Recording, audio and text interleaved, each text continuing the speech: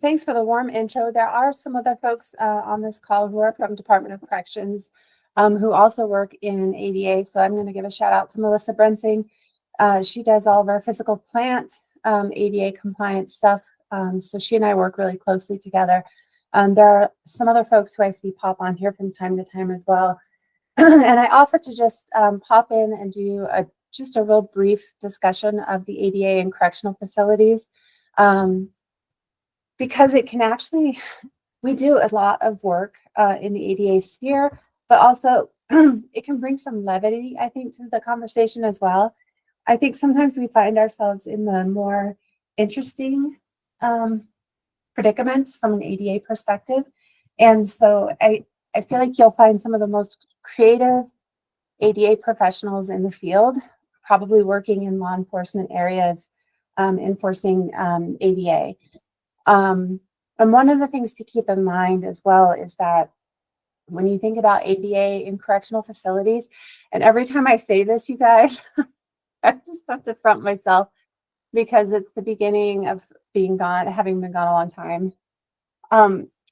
All I can think of is like, man, I am so old, and I keep thinking of express yourself, and like I'm expressing myself to the best of my abilities, and now I'm expressing in correctional facilities. I totally screwed up that rap line, but listen, that's all I hear. Somebody's got feeling me, right? Like from correctional facilities every time I say that. So every time I say that, just know in my brain, express yourself. That's just running through my brain. Moving on. All right, so yes, Title II does cover correctional facilities, including jails, and that coverage extends through to contracted private prisons, right? So in the state of Colorado, we have 20 state prison facilities, and we have 2 contract facilities. And our obligations to provide ADA services to those within those facilities is covered and brought through to those private entities by virtue of the fact of our contract with those companies. So in an otherwise situation, those private companies would not be on the hook, but for the contract. So it covers all law enforcement activities, such as receiving of citizen complaints, interrogating witnesses, arresting, booking, holding suspects, operating telephone and 911 centers, providing emergency medical services, enforcing laws, and other duties. And each of these must be accessible to the public, right? Title II doesn't just apply, right? We have to flip the script a little bit, right? Title II is applying to the public interacting with these services and the individuals who are receiving the benefit of these programs, services, and benefits. They may not seem like benefits to you or programs or services to be being booked in as an person in a jail or a correctional facility. I know I'm living in, can't get it on my head, but it is a service being provided. And so we have to ensure that there's effective communication, that people can access the counter, that the counter is at the correct height, that we provide materials that are necessary for purposes of the photograph and fingerprinting processes and all of those medical intake questions. All of that that's happening has to be accessible. The ADA is applicable to all aspects of corrections. So just a smattering of things that might apply to. We like to think of corrections facilities as cities, little cities within a city. And so kind of once you walk inside the walls, you are in the city of Colorado Territorial Correctional Facility, right? And so in that facility, in that city, you have a post office, you have a gym, you have restaurants, you have a dining facility, you have roadways, pathways, you have a doctor's office, you have a dentist's office, you have a library, you've got a Medline, you've got religious services, you have education services, you have movie access, you've got law library access, you've got basically a jail, you've got a place where people are doing investigations, you've got places where people are making phone calls, all of the things that would happen in a normal society that might be being done by multiple different entities are being handled entirely by the Department of Corrections and offered as a program, benefit, or service for the benefit of the inmate population effectively. So we have to ensure that any inmate who has any type of a disability can access and properly utilize all of the things that go into any one of these pieces of daily living, right? To include regular daily living functions, right? Can this person clean their cell? That's their house. Okay, so now we're encroaching into actual daily living activities. And can they clean their cell? Can they get themselves dressed? Can they feed themselves? Do they need more time to feed themselves? Can they get to and from the dining facility? Can they carry their laundry? Can they fold their laundry? All sorts of things, right? Every single thing that you can think of that a person does on any level in any given day, my team, right, our team in the Department of Corrections has to ensure that any of our individuals who have disabilities can accomplish those tasks as independently as possible. So I'll just pause for a moment and sort of let that sink in. So it's not that I'm running ABC shop, and when people come into my shop, I need to make sure that they can access the things in my shop for that day. This is 24/7, 365, all of the time, everything they need in order to live and function, all of the time. So just some basics.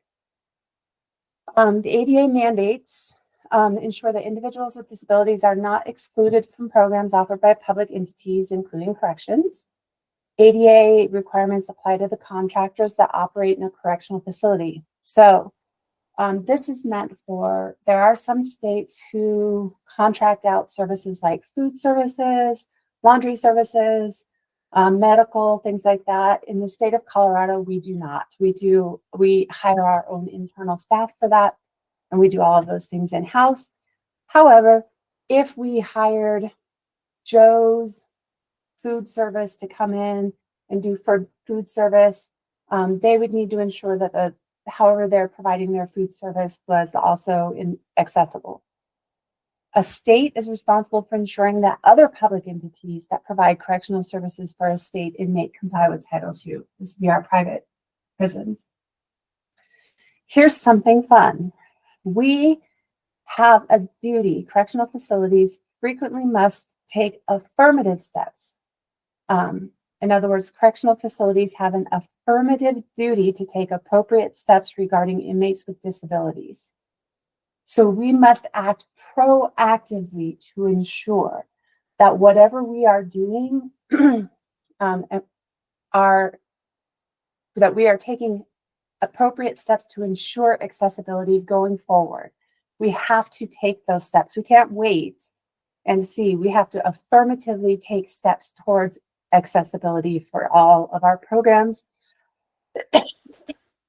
And then in Melissa's case, she has to, of course, look into that anytime we make any sort of a modification, every time we look at bed space usage, when we're planning for any sort of new construction, modifying any construction. When we get a request for somebody who says, you know, medical says I need grab bars in my cell, it becomes Melissa's responsibility to say, actually, that doesn't necessarily meet the ADA requirements, and we're not going to actually put grab bars in your cell. And so she'll kick it back over to my team, and then we'll look at it and say, well, is there a better way that we can accommodate this? Is there a different place to put you? Things like that. And correctional facilities must provide inmates with information on how to access accessible services. So we've got multiple policies for inmates that describe how to request services, how to request accommodations. There are postings throughout facilities, and we talk about it all the time, and there's that. Any questions here or comments or concerns or breaks? Okay. So what I think, when I was looking at this, what I thought would be a good thing to focus on or to bring up would be, what are some of the issues that have arisen in corrections environments under the ADA? And I'd like to point out that for us, we also have to look at not just Title II and IT access, right? That's been the thing that we've looked at for as long as we've done ADA in Department of Corrections anyway, because a lot of the technology or a lot of the systems that we use to help our inmates with disabilities to be able to communicate effectively, we've had to use different types of screen reader technologies and things for some time now. And so it's been important for us to make sure that our systems that we're using are already compatible with those programs. So it's kind of been something that's grown up with us anyway, which has been kind of nice. And the physical plant, obviously our physical plant structures date back to what, 1872, Melissa? Yeah. So we have some challenges there. What's fascinating though is that we have one of the larger populations, not the largest, but one of the larger populations of individuals with disabilities currently housed at that facility, which was built in 1872, because we've been able to do enough modifications there. And the staff are more willing to work with individuals with disabilities in that facility. So I think it's a testament to that it's people and physical plant and willingness to be creative and accommodating. So it's not just, wow, in order to be able to do XYZ thing, you've really got to have this, brand new fancy building. That's not necessarily the case. You really have to have the people who are willing to do those jobs. And we also use a lot of skills under Title I. So inmates in the Department of Corrections have jobs, and we have entire job application processes that inmates utilize in order to obtain those jobs. And so just like in your ordinary Title I employment system, you have to make sure that those processes are accessible and that application process is accessible and the hiring process is without discrimination, and that individuals are hired accordingly and then provided accommodations while they're on the job. So we really are covering all of the areas of the ADA just in our inmate population. And then we've got our public coming in, and we have a request process for the public who might need accommodations or have difficulty, if they have difficulty with our IT, our websites or things like that. We do have a digital access coordinator. Give me 1 second. So I thought what we would do is look at some of the issues that have come up in ADA cases. So some systemic issues in ADA cases and corrections: failure to have an ADA coordinator who understands the ADA's requirements and to disseminate the identity of the ADA coordinator to the inmates and the public, right? So we only have to have one, which is mind-boggling considering we have about 15,000 inmates. And incidentally, we are responsible for not just the inmates, but also the public, and also for providing accommodations to individuals who are on parole or in community status. So we only have to have one. I have hired 2 ADA coordinators in my shop.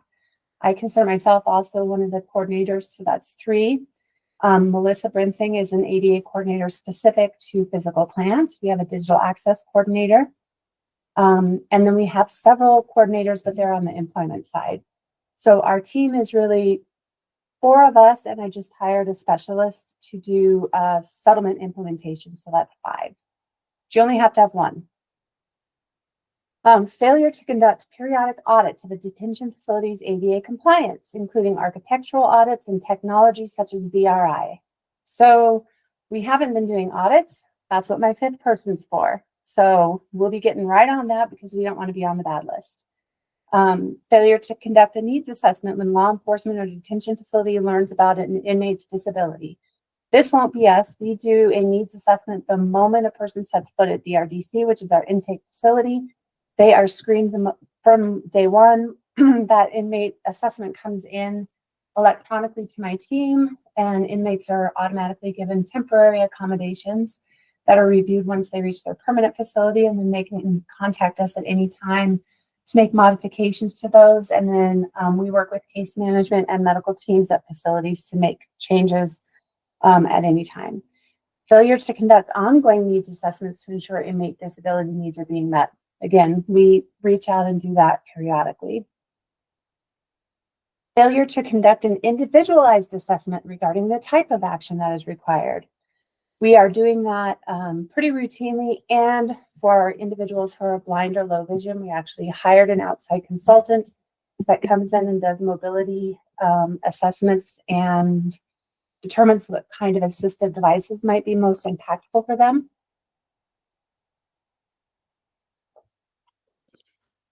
Using an eligibility requirement for programs such as work assignments that tend to screen out individuals with disabilities.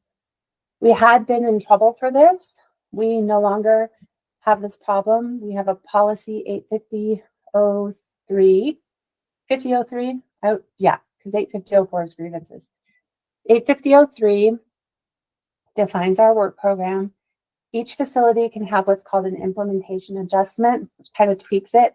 And those have to be reviewed and signed off by me personally to ensure that the hiring process itself is without any sort of elements that would tend to screen out individuals with disabilities, and that the hiring process is free of discrimination. Here's another issue: failure to have an effective ADA grievance procedure. We have an ADA grievance procedure baked into our ordinary grievance procedure. This is something that I've raised as potentially something for concern. As we've seen, there's some draft language that might remove some exhaustion requirements and move some language into CADA. It's specific to employment discrimination claims. But as I stated, inmates have jobs in Department of Corrections, and under the Prison Litigation Reform Act, currently inmate ADA claims are federal actions, and they've got to get to federal court, and they have to exhaust administrative remedies before they can do that, which is why we have to have an effective ADA grievance procedure. If there's a means by which employment claims could get heard through CADA without an exhaustion piece, it's possible that inmate job discrimination claims might find their way through under CADA without exhaustion under PLRA, and they may find that as an attractive way to start filing their claims outside of federal court. Failure to provide information to inmates and the public on the existence and location of accessible services, activities, and facilities. So this one's interesting. For a period of time, we used to have what's called designated facilities. That was an artificial thing that was put together by a legal case called Montez. A couple of attorneys got together and said, hey, we're going to put all of the disabled individuals in these facilities just so that we can identify the class members a little bit more easily. All of our facilities are able to house individuals with disabilities, and it's a matter of what accommodations can be given. Some facilities have better physical plant attributes than others, but we don't keep a list of accessible facilities. We do have lists of accessible services or activities. For the most part, though, all of our activities are accessible because we just provide the accommodations to make them so. Effective communication is by far the hardest thing and the most litigated issue in corrections from an ADA standpoint, and I'll tell you why. I don't know if you guys have ever seen prisons or driven by them, and if you haven't, you should come, just let me know. I'll take you on a prison tour. We like doing tours. They are big, giant concrete blocks. That's pretty much all I have to say about that. But And we've struggled for years and years and years to get broadband access and to complete that project and to get actual consistently workable Wi-Fi connections into prisons. So when you are working in the outside world and somebody says, you know, they want to use their cell phone for communication, or their cell phone is paired with their hearing aid, or they are using it for some sort of blind or low vision communications, it seems like this should be a really easy thing. And people can navigate fairly simply outside of a prison model and communicate.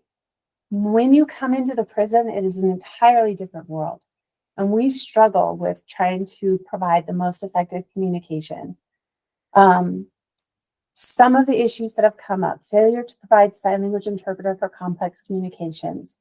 In Colorado Department of Corrections, we provide sign language interpreters all of the time for most every kind of communication you can think of. And most of the time it's in person. We spend a significant amount of money on sign language interpreters. And we've looked at it every way you can think of for how we might do things differently. But because of the number of people who use sign language, the types of things they need sign language for, and the likelihood that there may be multiple and triple types of events happening at the same time, we just do not have a more economically feasible way to do it. We couldn't hire enough people to be on staff, employed to provide sign language interpretation. We would need 30, 40, 50 people of our own just to do that. It's not a matter of just getting a sign language interpreter on staff. So we work really, really hard to do this. We also have on-demand video interpreters available. We also can provide video interpretation, like screen interpretation. And we've been doing this for a long time, but technology continues to advance, and we're doing the best we can with that. Failure to give primary consideration to the request of an individual with a communication disability on the type of auxiliary aid or service to ensure effective communication. This is hard because, like I said, would I love to be able to give primary consideration to the request of an individual with a communication disability for some really cool new gadget on a cell phone that they're using on the street? Yeah, but cell phones are contraband in prison, and that's not going to work. And you can't have it. And so we're going to have to go to some kind of next best alternative, which unfortunately is likely going to be something that's really old. And we are working very hard to update our technologies to some better models that we can use on some sort of a closed system. But we are always taking, this will sound bad, pot shots on this, right? Because we're not going to be at a place that we are going to be consistently on par with what's available in the community.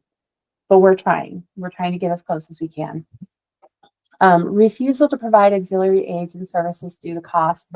I've never done this, and I'll tell you why. When you open up undue financial burden as a defense or a reason to deny something, the court's going to look at your entire budget available, and that's going to be the entire Department of Corrections budget, which is over $1 billion. All of us on this call know I don't have $1 billion to spend. I have my piece of that budget pie, which is way, way, way, way less than that. But the argument is not going to hold a lot of water, right? And we do have some aids and services that we provide that are fairly considerably costly. I mean, we have OrCam reader devices. Those are not cheap.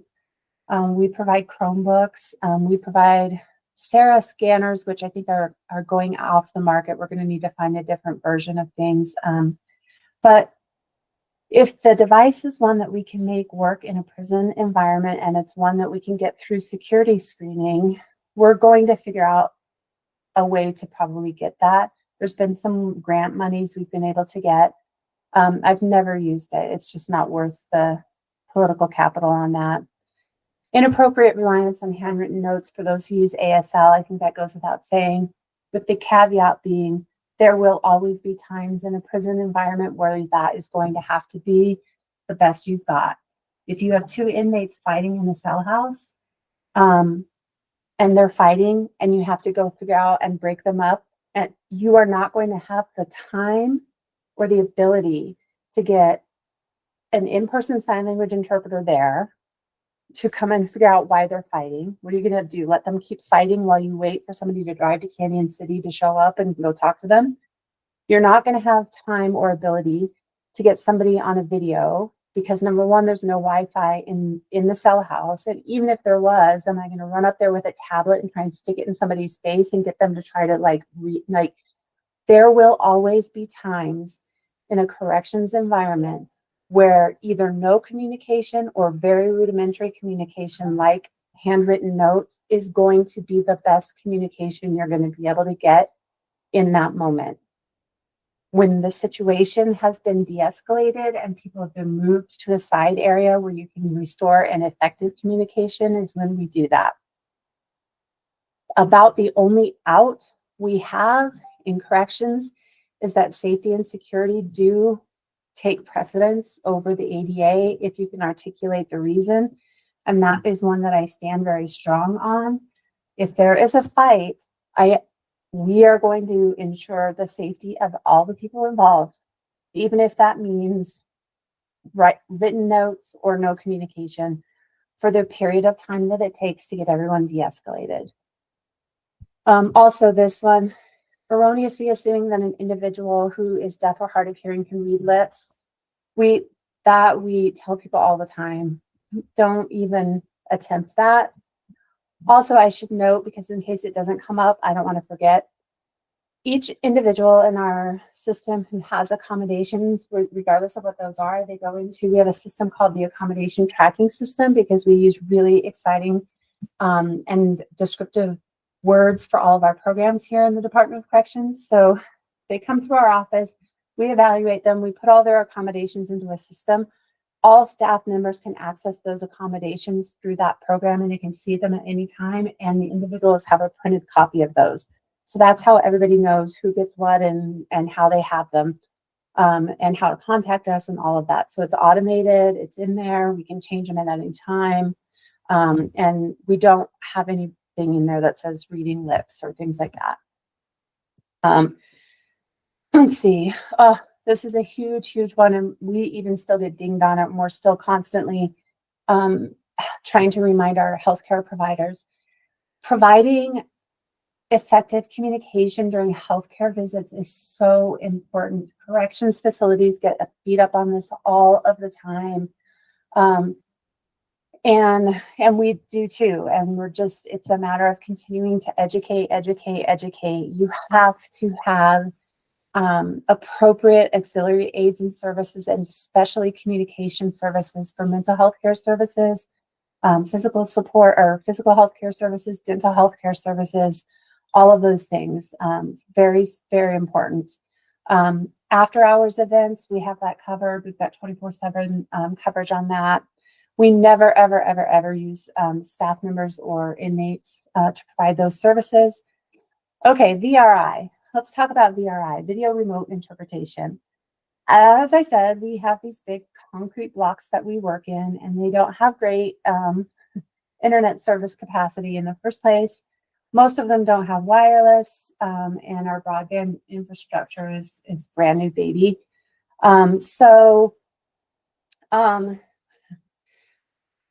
Sometimes it's kind of, we get VRI set up and it's a little wonky, or it's delayed, or it's laggy. And we get beat up for that quite a bit. So we are working on it. We've gotten some updated systems. And my fifth person that I just hired, part of her role is going to be going out and making sure that all staff do know how to get all the VRI set up, how to do the on-demand straight from your computer, and to make sure that staff are really well trained on using that. and how to use our video relay phones, the Sorensen phones, our CapTel phones, all of those things. We do have books on tape, large print. We do use the CTBL, all of those things. And we're working on getting full captioning on video programs. That's actually going to be part of our IT access program rollout as we continue to move through. In prisons, we have these things called Tidler systems, which is like a closed network of television programming. A lot of times we put messaging out to the inmate population through the Tidler, but it's not always just words. Sometimes it's like a video that'll play. And we're just now realizing, oh shoot, all those little video snippets that we've been playing need to go back now and put captions on all of those. So we're going back through that process. Medical, guess what? Medical can sometimes be ADA if you're in a prison.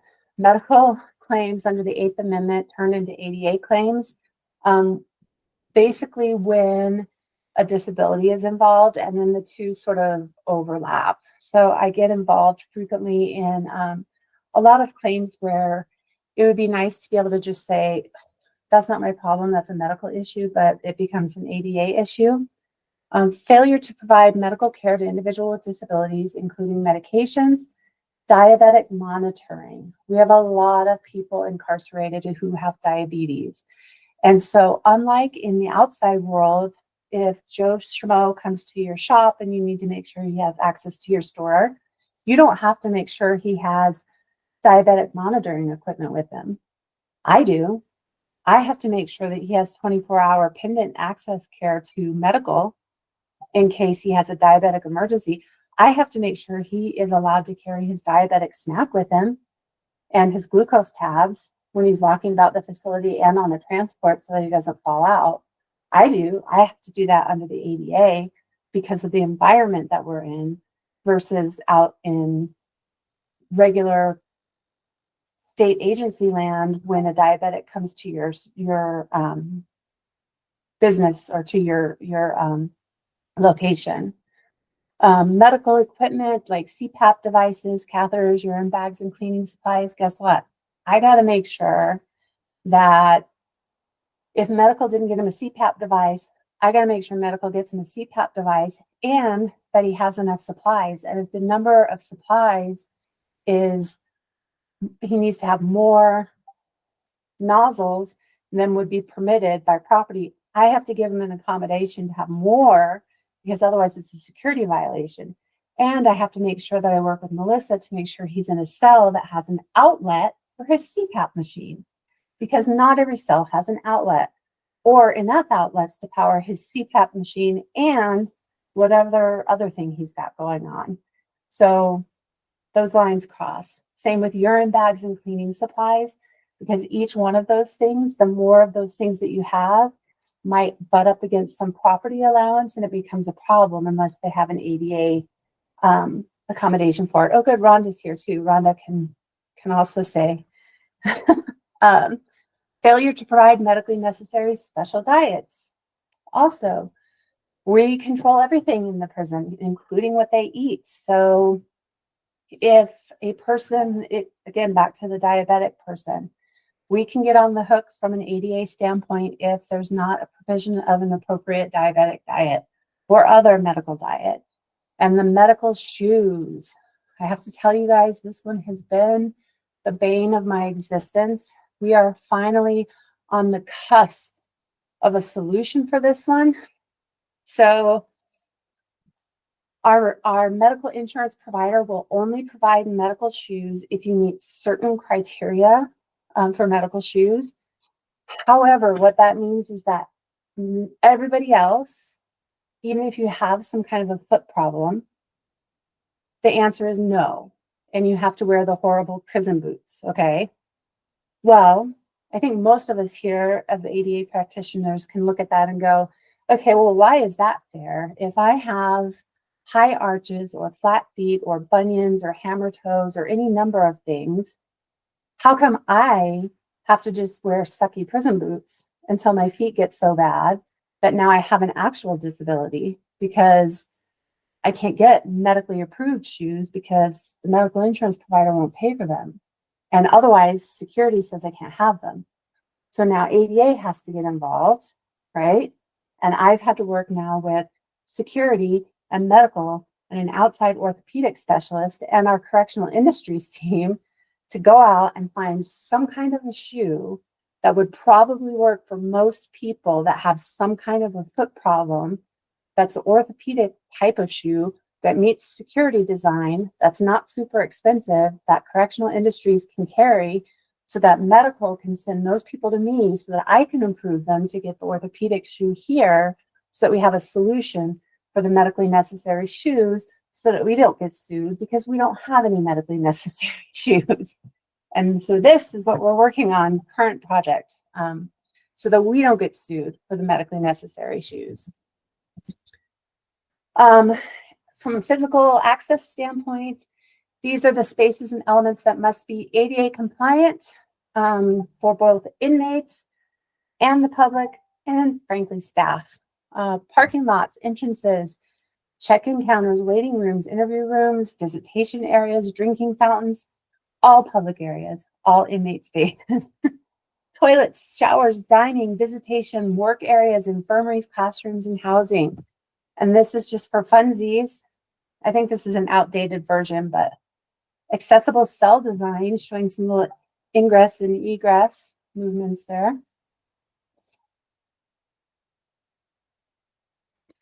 So here's some issues in physical access. Failure to have accessible showers. We hear this all the time. All the time. But the problem is, right, as we all know, you start tinkering with one, now you got to do the whole thing. And now you got a whole bathroom wing that you got to redo, and that's $1 gazillion. Failure to have accessible routes to program areas. I have a current issue right now with a lady who has a disability and is in an area where, and wants to be in the dog program, and also has to be housed in a living unit, a specialized living unit. And in that specialized living unit, they do not have a dog program. But guess what we're going to have to do? We're going to have to figure out how to have a dog program for her to participate in, even though she has to remain in the specialized unit and has a disability. So we'll have to figure that out.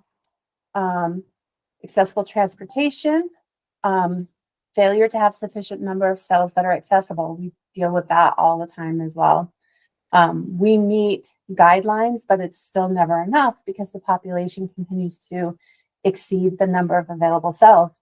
And the thing we come up with most frequently is dining space. So we'll get a living unit where we have lots of accessible cells, and then the facility will release that whole living unit all at once to go to the dining hall. But then we don't have that same exact number of seating available in the dining hall, which we don't have to have all at once, but then they don't all have a seat in the dining hall. So they have to like stagger that, and that's becoming a significant issue. Go ahead, Kevin. Thank you, Adrienne. I just wanted to, just for clarification for everybody, because I'm learning here and I really appreciate it. On the service animal question, you mentioned that you would have to create accessible cells, or you'd have to create a program that allows the service animal into the facility. Is that what you said? Is that what you said? Oh, no, slightly different thing. So we actually train dogs in the Department of Corrections, and it's a program that inmates get paid for. Okay.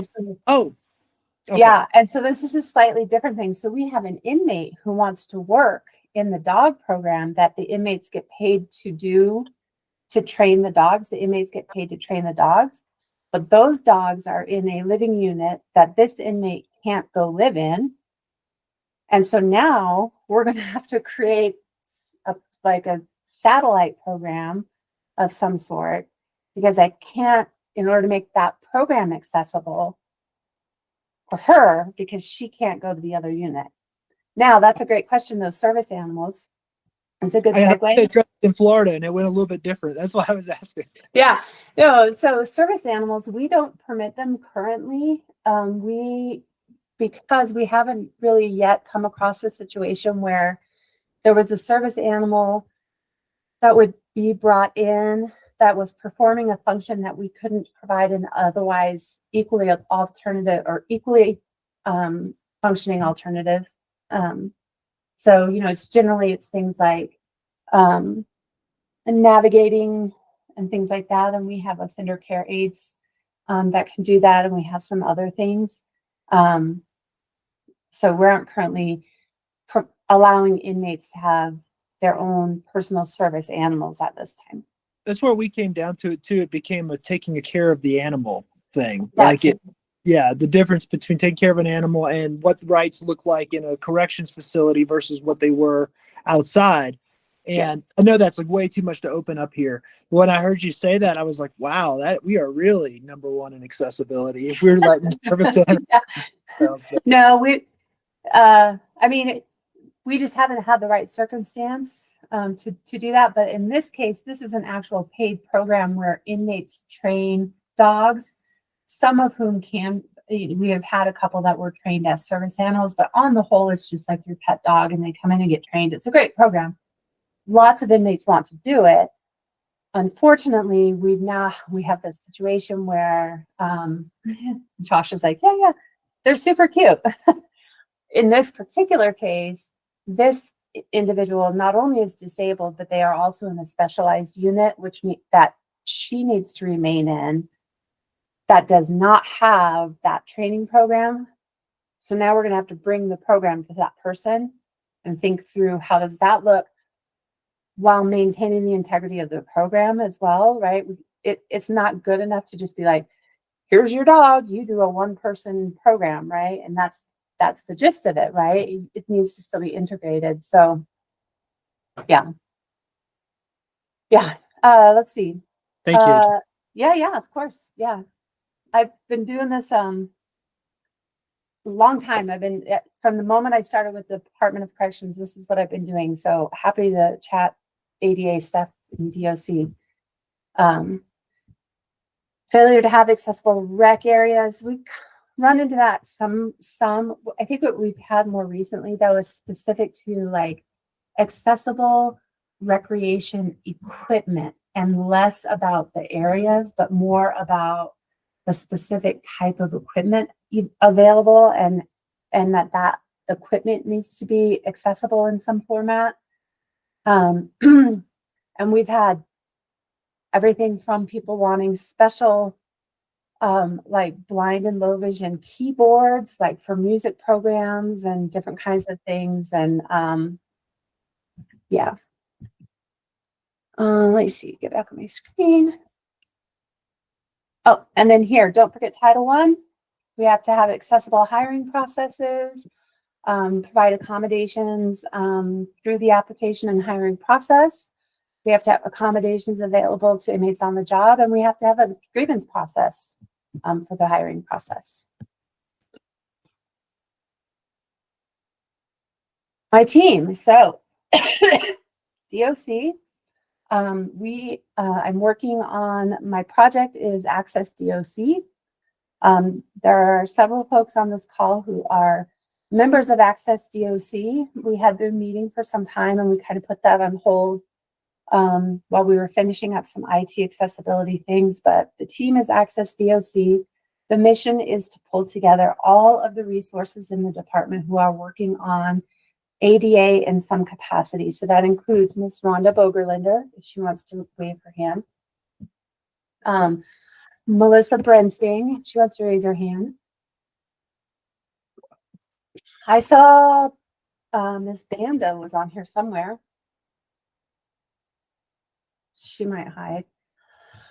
All my HR peeps who are busy doing the work of the Title I entity for Department of Corrections. I think I also maybe saw Erica on here. Erica just joined my team as a Title II ADA coordinator. Jan Smith is an ADA Title II coordinator with me, and we recently just hired Laura Torgler, who will be my compliance specialist to do settlement implementations, as well as the all-important auditing, transition planning, etc. And we have a digital access coordinator who is a contract employee with OIT, and then myself, and that is our Access DOC team. And we will be working throughout this year, will be our official kickoff year to spread information about all things ADA, why the ADA matters, why it touches everything that all employees do, why we need to have accessible documents, why the IT piece plays into all of this, and why it's been there all along, and to help people to really understand the importance of providing accessibility to our inmate population while they're incarcerated, as they progress into community and onto parole, and to our employees and staff. And that is a quick and dirty DOC ADA. Ta-da! That was awesome, Adrienne. Thank you so much.